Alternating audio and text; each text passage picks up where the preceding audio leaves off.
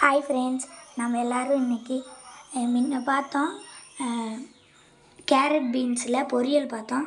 இன்றைக்கி அதில் காரக்குழம்பு எப்படி செய்கிறதுன்னு பார்க்கலாம் வாங்க. ஃபஸ்ட்டு ஆன் பண்ணி கடாயை வச்சுக்கலாம். கடாய் நல்லா காயிட்டும். கடாய் நல்லா காஞ்சிக்கிச்சு. இப்போ நம்ம எண்ணெய் ஊற்றிருக்கோம். 3 டீஸ்பூன் எண்ணெய் ஊற்றிக்கலாம். எண்ணெய் நல்லா காயிட்டும். இப்போ நல்லா காஞ்சிக்கிச்சு. இப்போ நம்ம கடுகு போட்டுக்கலாம்.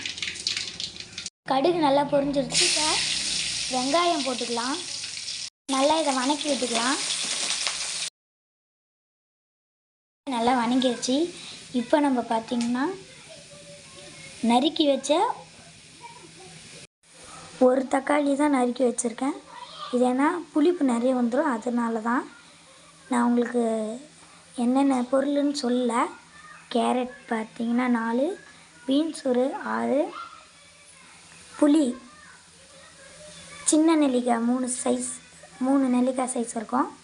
தக்காளி வணங்கி வச்சு இப்போ நறுக்கி வச்ச பீன்ஸ் கேரட் எல்லாத்தையும் போட்டுடலாம்.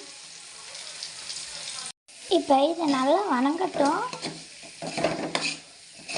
இது நல்லா வணங்கட்டு. இப்போ நம்ம என்ன பண்ணணும்னா இப்போ 1/2 டீஸ்பூன் மஞ்சள் தூள் போட்டுக்கலாம்.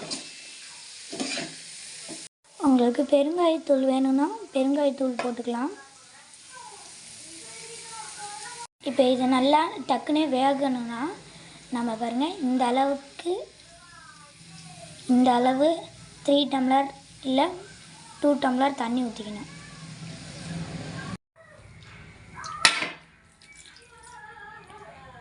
நான் 2 தான் ஊற்றிருக்கேன்.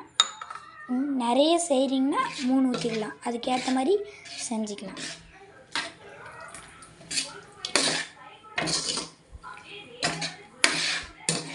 இது நல்லா இப்போ நம்ம பார்த்திங்கன்னா ஹை ஃப்ளேமில் வச்சுக்கணும். இது நல்லா இப்போ வேகட்டும். நல்லா கொதி வந்தால் தான் இதெல்லாம் இழுத்து நல்லா வேகும். இப்போ இது நல்லா வேகட்டும். அடுத்தது நம்ம என்ன செய்யணும்னா எடுத்து வச்சுருந்த புளியை நல்லா கரைச்சிக்கலாம். இதை தனியாக ஒரு பவுலில் மாற்றிக்கலாம். இங்கே பாருங்கள், இது நல்லா இன்னும் கொதி வரணும். இதெல்லாம் தண்ணி எல்லாம் இழுத்தணும். இது இழுக்கையிலே நம்ம என்ன பண்ணணும்னா 1 டீஸ்பூன் உப்பு சேர்த்துக்கலாம். சேர்த்து நல்லா கிண்டி விட்டுக்கலாம். இதுக்கப்புறம் இழுத்துச்சுன்னா காய்க்குள்ளே நல்லா உப்பு சாறு இறங்கிடும். இந்த தண்ணி நல்லா இழுக்கட்டும்.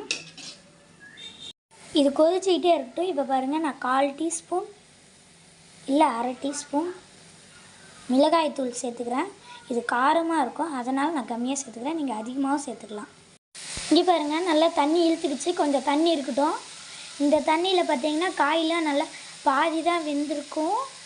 இப்போ நம்ம கரைச்சி வச்ச புளி தண்ணியை ஊற்றிக்கலாம்.